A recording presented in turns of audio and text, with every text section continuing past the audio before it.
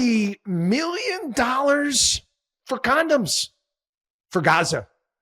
Oh, I know. Oh, they're coming out. Oh, that money was never spent. It didn't happen, said the Biden administration. Yeah, well, it was allocated, and Trump put a stop to it. Just to put this into perspective, I was curious. $50 million. How many condoms? So I went to CVS's website, and they had a 36 condom pleasure pack for $33. So you do a little math, and you come down to it that if you just bought them from CVS, again, not getting any discount, that's 54 million and a half, 54,545,454 condoms for Gaza. They got 2 million residents. What are they doing there in Gaza, for crying out loud? I mean, they spike in the water there with Viagra? They freebasing it or something like that? No. What this is, like much of government spending, is a contract to throw in. This is what your elected officials do. And they got a hookup somewhere where they're involved with some business owner that's going to provide for this. The money's going to go to them. This is how this is how our tax dollars are wasted by these this human debris that is in Washington, D.C. I know it's a bit mean, it's a bit crude, but they're thieves, quite frankly. In fact, they're worse. They're worse than thieves that you would see robbing a store or a Target, whatever it may be, people stealing stuff. Again, that's wrong, to feed their families. They're the worst. These people are just enriching themselves and keeping themselves in power. Here's some more things that have been cut.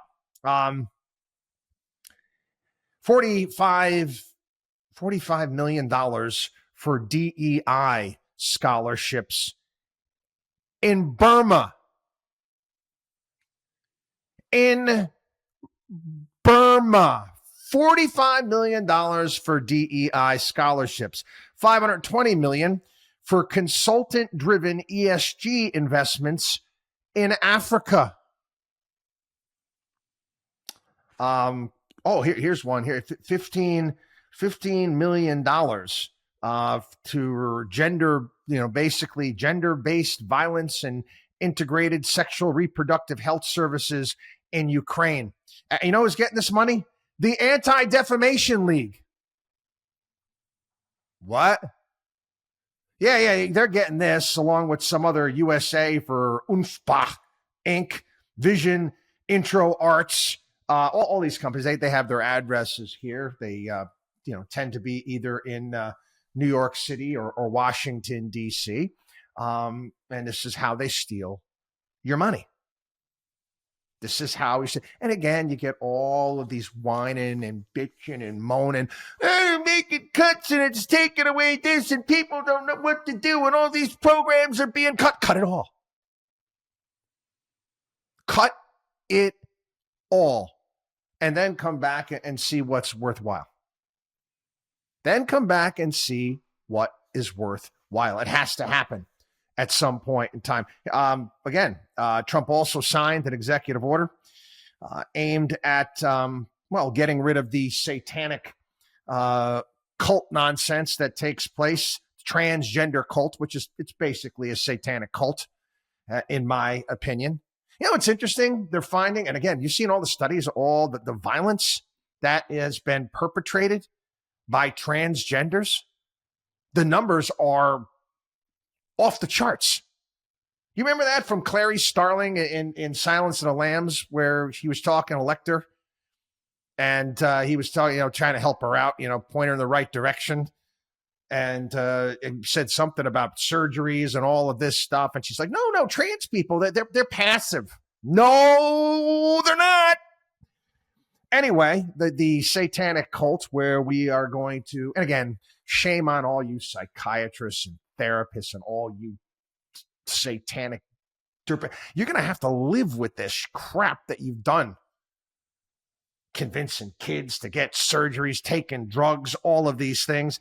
Anyway, Trump states in his order, across the country today, medical professionals are maiming and sterilizing a growing number of impressionable children under the radical and false claim that adults can change a child's sex through a series of irreversible medical interventions.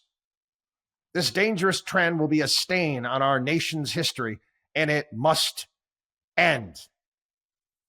Countless children soon regret that they have been mutilated and begin to grasp the horrifying tragedy that will never be able to conceive children of their own or nurture their children through breastfeeding. And he goes on, and he's right. Okay, the United States will not fund, sponsor, promote, or assist in any of this transition satanic crap that's been taking place. Not wrong. Not wrong. All of these NGOs being defunded, and oh man, all of the people with soprano, in essence, no-show jobs. NGOs. It would be great. Who would want to see what these people do over the course of the day? What exactly do you say you do here? Nothing. Here's a post. Here's a post by a fella. He doesn't know what to do. He says, I'm about to be laid off. Where do I even find a new job? This is an actual post. Thanks to the executive orders issued by our greatest American patriot president and his overwhelming mandate, my company is going under because nothing screams America first quite like making thousands of Americans unemployed, right? Yeah, if you've got a job that really doesn't matter, well, you know what? Find something else. Anyway, I've spent my entire 13-year career in the field of international development. What is that exactly? What exactly do you do? What do you do? But again, it can't be much. It can't be much. Okay. Oh, you would think, oh, he's in international development. He's going to maybe speak several languages. He must have some sort of skills.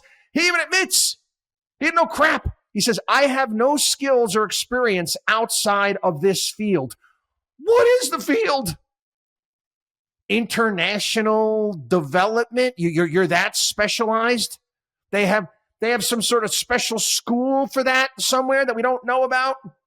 I'm sure that there's some BS degree at Ivy League schools, international development.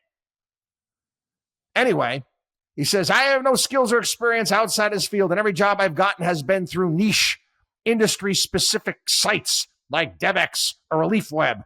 And those sites won't be of any use to me because the entire international development industry is being destroyed. Again, what is it? What exactly do you do? So people of DC, where do normal people find normal jobs? Is it really as brutal as toiling through LinkedIn or Glassdoor? I have no idea where to look or what kind of jobs to even think about. Honestly,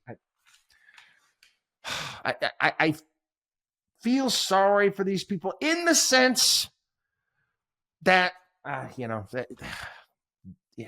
they've been just dumbed down, and then they actually believe their own BS and actually believe that they're that important. To this fella, this losing his job could be the best thing that ever happened to you. Probably will be. Probably the best thing that ever happened to you. You'll actually have to go out and get yourself a real job. International development. I mean, if I'm office overseas, aren't I doing that? I don't get it. Anyway, keep on cutting, fellas. Keep on cutting. Again, every day's been Christmas so far. Let's keep it up. WatchDog on WallStreet.com.